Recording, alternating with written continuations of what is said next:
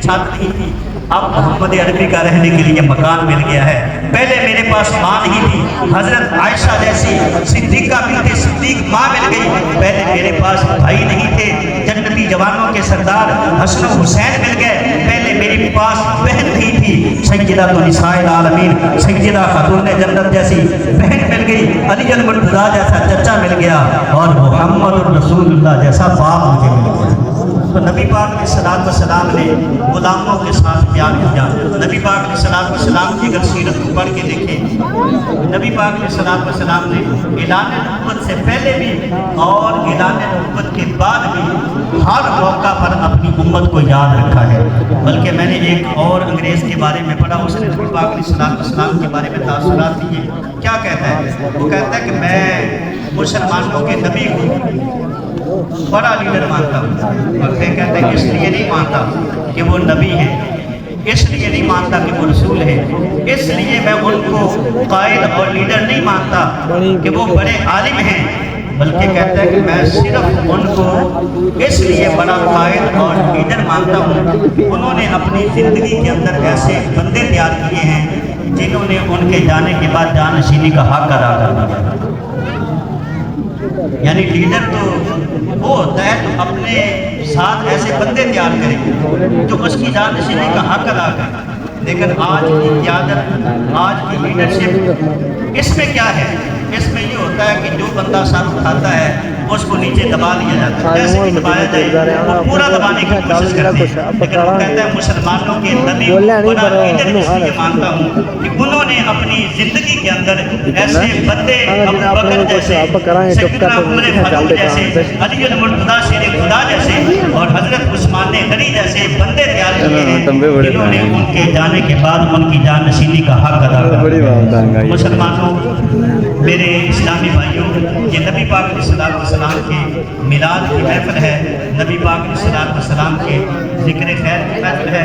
ये शुरू से आले इस्लाम का तरीका है कि नबी रहमत सल्लल्लाहु अलैहि वसल्लम के मिलाद की बज़म सजाते आ रहे हैं।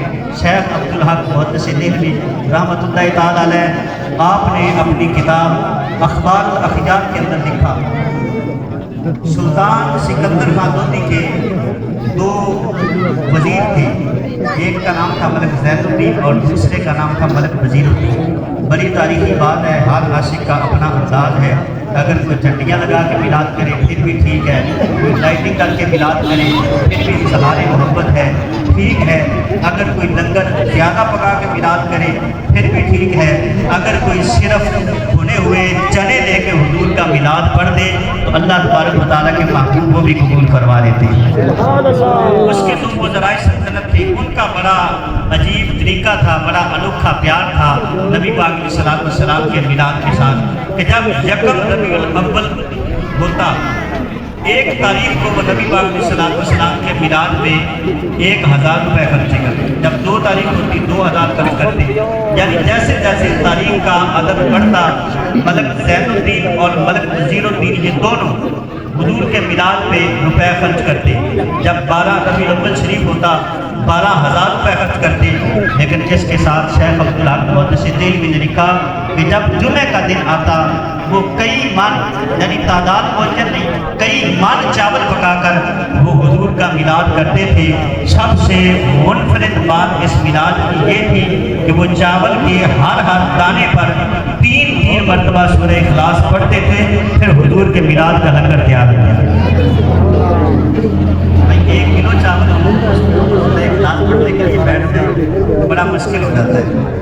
वो कई मान चावल पकाते और यकम से लेकर 12 रबीउल अव्वल शरीफ तक वो लंगर पकता, जिसमें 2 जुमे आते हैं। और फिर रोज़ाना लंगर शेख अब्दुल हक मुहद्दिस देहलवी, जिन्होंने बद्र सलीम वाक़ो हिंद के अंदर हदीस रसूल को आम किया और कई साल नबी पाक अलैहिस्सलाम के रोज़े अक़दस के सामने उन्होंने बैठकर दर्सी हदीस दिया। इतने बड़े मुहद्दिस इस बात को बयान फरमा रहे हैं कि नबी पाक अलैहिस्सलाम के उन गुलामों का ये अंदाज था कि वो चावल के हर दाने पर 3 मरतबा सूरह इखलास पढ़ते थे, फिर नबी पाक अलैहिस्सलाम के मिलाद का लंगर तैयार होता था। सामने नजीब कार सदाएं दुरूदों की आती रहेंगी, जिन्हें सुन के दिल शाद होता रहेगा। खुदा अहले सुन्नत को आबाद रखे, मोहम्मद का मीराद होता रहेगा। अल्लाह तबारक व तआला मुझे बयान करके आपको सुन